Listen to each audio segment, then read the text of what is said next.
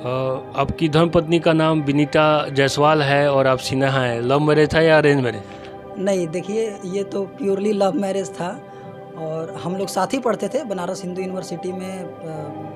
हम गए पहले तो, उसके पहले मैं दिल्ली रहता था, वहाँ से मैंने पीजी मास कम्युनिकेशन किया, PG diploma in print and TV journalism किया YMCA से, भारतीय विद्या भवन से पीजी मास कम्युनिकेशन किया। उसके बाद मैं थोड़ा दिल्ली से फेड अप हो गया था, तो 2011 में मैं चला गया बनारस हिंदू यूनिवर्सिटी, अच्छा रैंक आया, वहाँ पे LLB करना शुरू किया। उसमें विनीता जायसवाल और हम मिले क्लास में, तो बहुत लोग मिलते थे और भी बहुत से लोग हैं।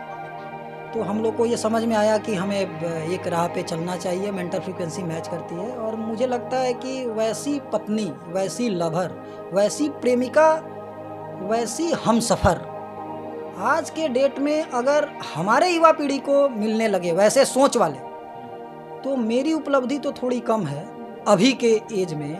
और जैसे जैसे समय परवान चढ़ेगा उपलब्धियां मैं गिनवाऊंगा, तो ये श्रेय का जो आधा श्रेय है उससे ज़्यादा ये सब उन्हीं को जाता है। क्योंकि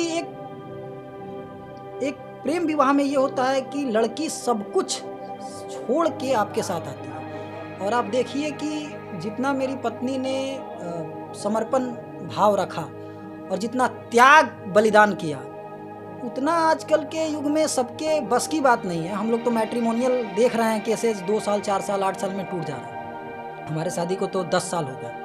हम लोग जब पढ़ रहे थे उसी दरमियान हम लोगों ने शादी किया। वो अगेंस्ट विल ऑफ गार्जियन और पेरेंट था, उनके भी गार्जियन आज तक नहीं माने, उनके मम्मी पापा आज तक नहीं माने, और फिर भी हम लोगों ने शादी किया। आज भी दिल्ली के अच्छे सोसाइटी में रह रहे हैं, ऊपर वाले की कृपा है।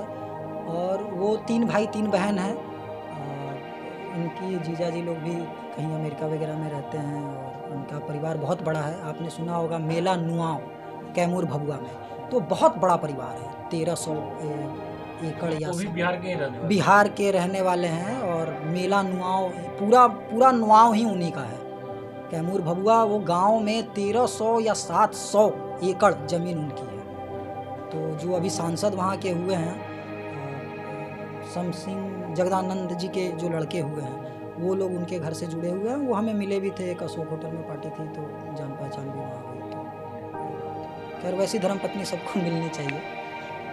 सास ससुर के लिए क्या मैसेज देना चाहेंगे? 10 साल हो गया जैसे आप बता रहे हैं कि अभी तक अगर वो आज मुझे सुन रहे हैं या ये कम्युनिकेशन मेरे साले साहब को या बड़े भैया को, साली को, सास ससुर को, पापा जी को, मम्मी को पहुंचता है, तो मैं यही कहूँगा कि अब तो उनका नाती हो गया 6.5 साल का। तो आउट ऑफ टर्न थोड़ा सा पर्सनल है कि जो भी भूल चूक हुई उस समय, जो भी उन्होंने नहीं एक्सेप्ट किया, वो आज भी गले लगाएं। हम लोग तो हमेशा रेडी हैं भाई गार्जियन को करने। ससुर कभी खलता है ससुराल? हर किसी को खलता है। मेरे पिताजी को गए 24 साल हुआ, तो वहीं पिताजी माताजी हैं।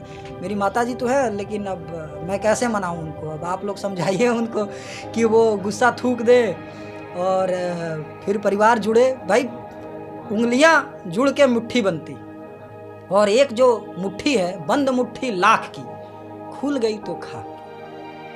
तो जो भी खुली हुई मुट्ठी है, अगर दोनों परिवार फिर मिल जाएं, तो एक और शक्ति का संचार होगा। कम से कम उनकी बेटी तो खुश है ना, ये तो उन लोगों के लिए तसल्ली की बात होनी चाहिए। ये तो कि आपने प्यार किया तो उसको निभाया। जी, निभाया, और डंके के चोट पे निभाते रहेंगे। इस जन्म तो पूरा निभाएंगे।